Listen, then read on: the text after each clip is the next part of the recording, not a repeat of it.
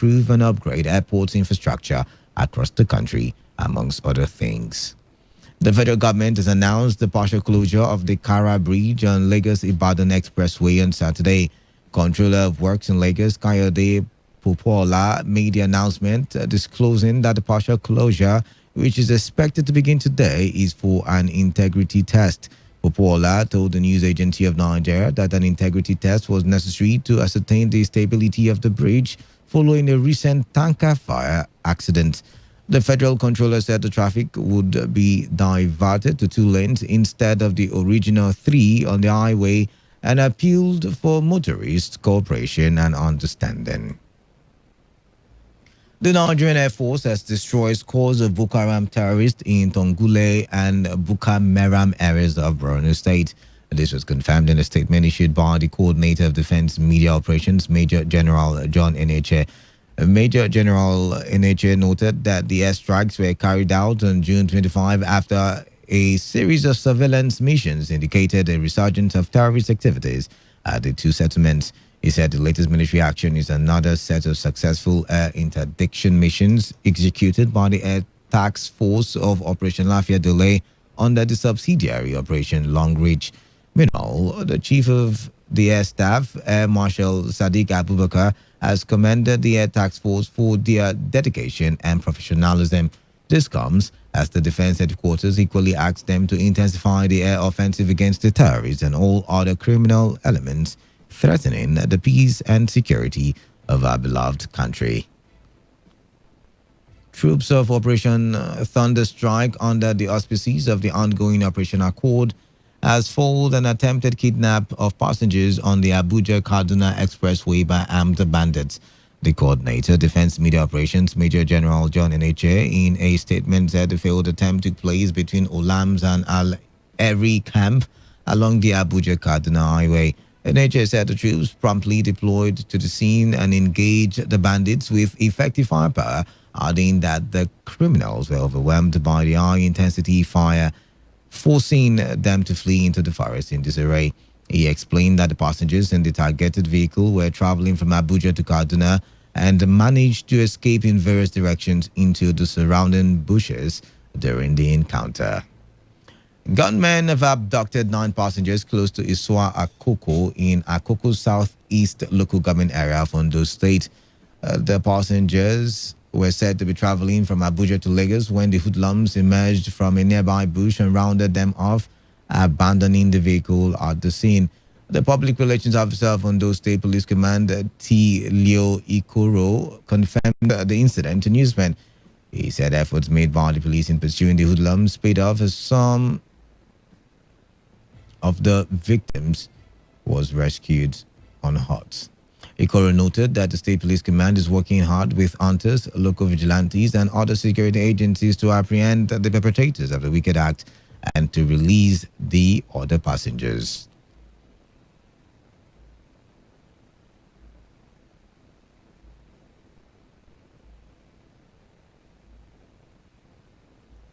International rights group Amnesty International has criticized the police for allegedly failing to prosecute members of the Special Anti-Robbery Squad whom it accused of engaging in torture of suspects. The group noted that the squad had continued to use torture and other ill treatment to execute, punish, and extract information from suspects. In a report titled Time to End Impunity, AI said it documented at least 82 cases of torture, ill treatment, and extrajudicial executions by SAS between January 2017 and May 2020. It said the victims are predominantly males between the ages of 18 and 35 from low-income backgrounds and vulnerable groups. The director of Amnesty International Nigeria, Osai Ojigo, said in a statement that the complete failure of Nigerian authorities to bring an end to the gross human rights violations perpetrated by the Special Anti-Robbery Squad or to bring any SARS officer to justice is shocking and unacceptable. She added that Nigerians are outraged by the systemic human rights violations perpetrated by SARS with impunity. She said our investigation revealed a disturbing pattern of abuse of detainees in SARS custody despite the 2017 Anti-Torture Act. The group said it bore witness to the scars, bruises, and dried blood on victims' bodies, noting that many of them were subjected to beatings with sticks and machetes and denied medical care. Nigeria has recorded 5 new COVID-19 deaths, with the total number of infections rising to 23,298. The Nigeria Center for Disease Control (NCDC) in its Twitter handle said the new cases are in 18 states and the Federal Capital Territory, Abuja. According to the report, Lagos still remains the epicenter of the virus with 259, while the FCT recorded 20 cases. Statistics from the health agency shows that Oyo is trailing behind Lagos with 76 cases, Katsina with 69 cases, and Delta having 66. Other states with new cases include Rivers with 46, Ogun 23, Edo and Osun recording 22 cases each. 21 cases were recorded in Ebonyi, 16 in Kaduna, while 10 cases were recorded in Ondo. Meanwhile, states with the fewer figures include Imo and Abia with 9 cases each, Gombe 5, Plateau and Bauchi recorded 4 each, Ekiti has 2, while Anambra recorded 1. With these latest figures, the total number of discharged persons stands at 8,253, with 554 dead so far. 72 healthcare workers in Enugu State tested positive for COVID-19. The State Ministry of Health confirmed that 8 members of staff of the Federal Medical Center Abeokuta, Ogun State were similarly infected. Enugu State Commissioner for Health Ikechukwu Obi, who spoke in Enugu, said 72 health workers from the state were among a total of 202 that have tested positive in the state. Obi said the state has so far recorded 202 cases, of which 154 have been treated, while 43 cases have been discharged. Delta State Governor Ifeanyi Okowa has gone into self-isolation as it was confirmed that one of his daughters tested positive to COVID-19. The governor announced this via his verified Twitter handle, where he noted that in line with the procedures of the Nigeria Center for Disease Control, his family would also go into isolation for 2 weeks. The chief press secretary to the governor, Olisa Ife Ajika, also confirmed the development in the statement. According to him, the state government has intensified efforts at stemming the spread of COVID-19 in the state. The Nigerians in Diaspora Commission says about 40 Nigerians living in the diaspora have died as a result of COVID-19. The chairman of the commission, Abike Dabiri Arawa, disclosed on television program monitored from Port Harcourt. According to her, the government is in touch with Nigerians in diaspora in various parts of the world, even as efforts are on the way to evacuate them. Meanwhile, she also noted the Nigerians in diaspora are coming together to raise funds to help frontline workers in Nigeria, and very soon, this initiative by Nigerians in diaspora will be presented to the PTF. According to her, perhaps there had been complaints, but they were only being channeled to the Minister of Foreign Affairs. In the meantime, the Federal Ministry of Foreign Affairs has confirmed an attack on the Nigerian embassy in Jakarta, Indonesia by some Nigerians over alleged discrimination and infringement of their rights by Indonesian immigration officials. The Minister of Foreign Affairs, Geoffrey Onyema, confirmed the attack in a tweet on his official handle, saying there is no justification for the attack. The minister said efforts have been made to identify those behind the incident and punish them accordingly. In videos trending online, some Nigerians were seen attacking the embassy, where some of them were seen destroying a white bus on the embassy's premises, with others vandalizing windows and doors of the building. The protesters equally brought down the Nigerian flag and tore it to pieces. The acting chairman of the Economic and Financial Crimes Commission, EFCC, Ibrahim Magu, has said that the commission is putting resources together to go after Nigerian looters who are hiding in neighboring Ghana and recover the country's wealth. Magu spoke when a delegation of the Chartered Institute of Public Resources Management and Politics visited the commission's headquarters and said that the EFCC is partnering with its counterparts in Ghana on the impending asset recovery operation. The EFCC boss maintained that corruption is a borderless crime, saying that resources are being put together to allow the commission go to Ghana without restrictions and recover all stolen property back home. He appealed to Nigerians to trust the commission with relevant information about corrupt practices in the country, just as he also urged Nigerians to disregard the falsehood in some selected news outlets about him and the commission, saying that EFCC activities were transparent. The chairman of the Progressives Governors Forum, Atiku Bagudu, says the National Executive Committee of the ruling All Progressives Congress did nothing wrong in dissolving the party's National Working Committee and putting in place a caretaker committee. The governor said President Muhammadu Buhari, who is the leader of the party, would never do anything that is contrary to the provisions of the party's constitution.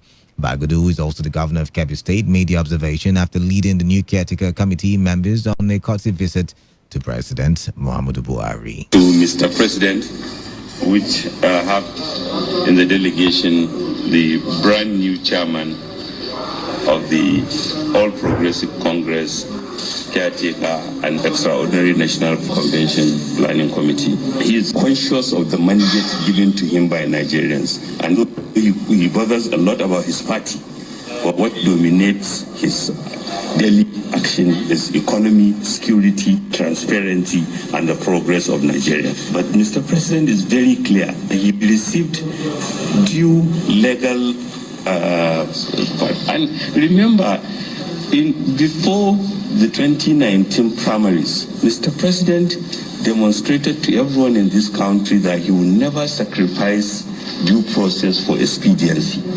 Even when it is convenient to extend tenure of the then executive so that we don't have a convention and primaries at the same time, Mr. President says no matter how tough it is, we are going to do the correct legal thing. So Mr. President would never do anything which the constitutional provision of party, talk less of the country, does not allow him to do. You are listening to the World News at noon on Today 95.1 FM, Voice of the People. After the break, more news, foreign and sports stories. Please stay tuned.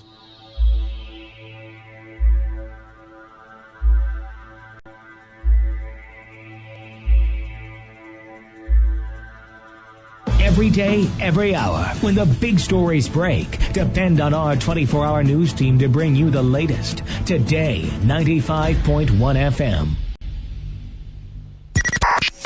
95.1 FM, Voice of the People. And we're back.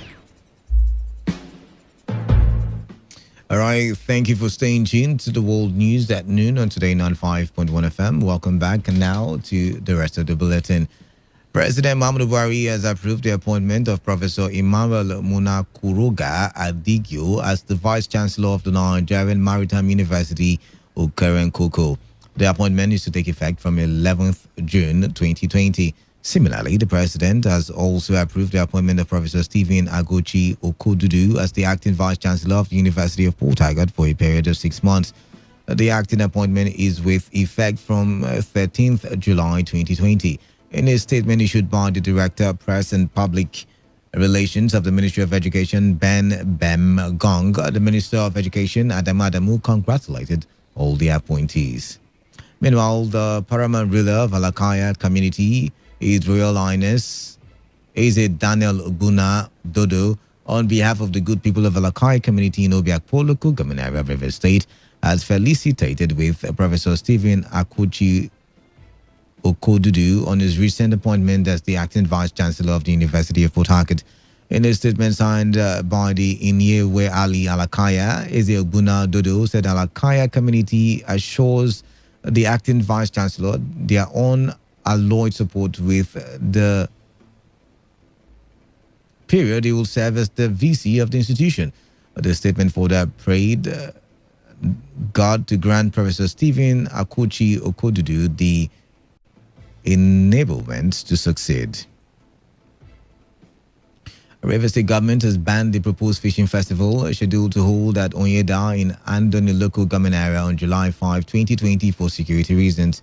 In a statement by the Commissioner for Information and Communication, Paulinus Nsirim, the government directed security agencies to ensure that the festival does not hold. The statement also warned the members of the public not to go to Onyeda for the purpose of any festival, threatening that anyone that violates the directive will face the full wrath of the law.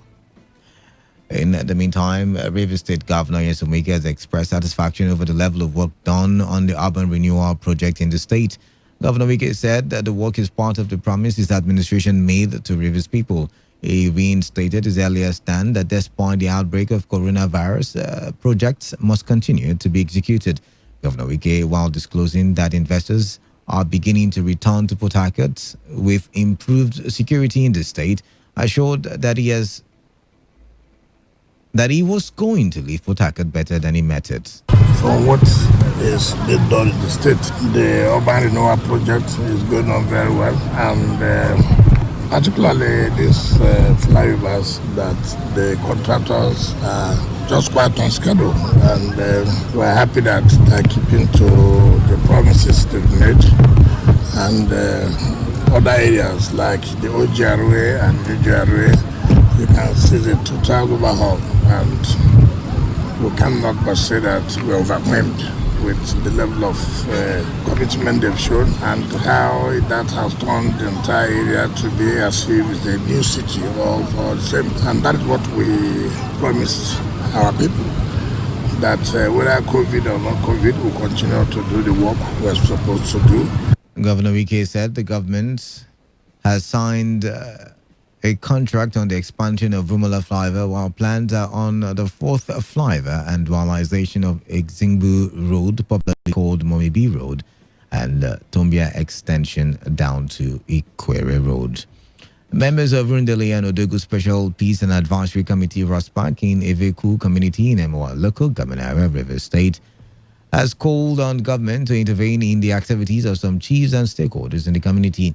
An official of Rospark in the community, Okachi Charles, said that they have been chased out of the community by some stakeholders because they have resolved not to allow any criminal to return to the community. The Rospark leader called on the government to hold those against Rospark activities in the area responsible for any breach in security. After joining Rospark, and then when I come back to village, then one chief from Everco, who is the sponsoring of those bad boys. So what he did was to call the whole of Rospark, the people that is in Everco, and ask them that how much are they going to take to bring those boys that run away from Everco. We said we don't need money, that if those boys come and submit the whole of their arms, that we will accept what the chief is saying. So what the chief said, if we did not agree what he's saying, that he will use any means, then the next thing we saw is police, SAS people. We don't know where they come from. Us. Now that they've chased us out of the community, we want to tell government that from today, if anything happen in the East-West Road at Everco community, that these people, we mentioned the name, are the people that is responsible about. We have tried our best to make sure we chase some of the bad boys out of the community. So we don't know the next plan which they have for us. That is why we are telling government, we should call them and ask them why all these things are happening. On his part, one of the chiefs in the community, Sylvanus Amakonwo, denied the claims by the Rospark leader. As part of efforts to sustain the existing peace in Iba community in Emoa local government area, River State, stakeholders have established a local vigilante called Iba Security Peace and Advisory Committee ISPAC. According to a statement by OR Mark Ejawo, the ISPAC is to assist the various security agencies to strengthen the security of lives and properties in Iba community. OR Ejawo, while calling for support from sons and daughters of the community, urged members of the local vigilante to play by the rules and avoid unnecessary confrontation with the community members. The statement regretted the activities of the cultists that grounded economic and social activities in the community, leading to killings and several inhabitants fleeing their homes. On the foreign scene now, U.S. President Donald Trump has signed an executive order pledging to enforce prosecution of protesters who vandalize public memorials. Trump made the announcement as he was keeping a weekend at his New Jersey golf resort to ensure law and order in Washington. Trump's order follows a wave of civil unrest across America triggered by the killing of unarmed African-American George Floyd, who died while a white Minneapolis police officer knelt on his neck. In some cities, protesters have pulled down or vandalized statues and memorials of historical figures such as Confederate leaders who defended slavery. To end the news, here is a summary of the major stories. The federal government has announced partial closure of the Kara Bridge on Lagos-Ibadan Expressway. We told you that 72 healthcare workers in Enugu State have tested positive for COVID-19 as the total number of infections rose to 23,298. The Economic and Financial Crimes Commission (EFCC) has threatened to go after Nigerian looters hiding in the neighboring Ghana to recover the country's stolen wealth.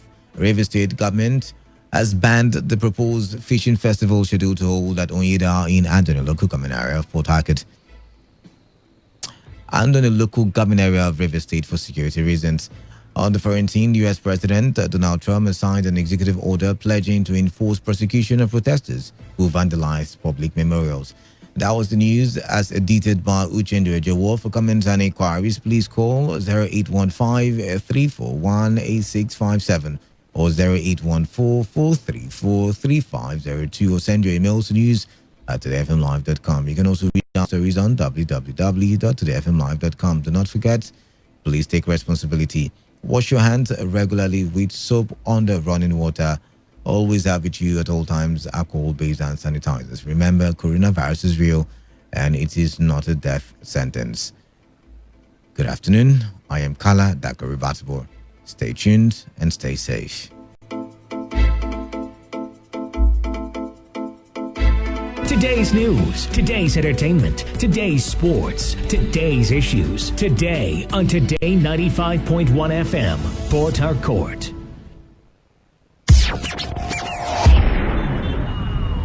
Driver, if not that Muslim man, me I no go enter this your motor.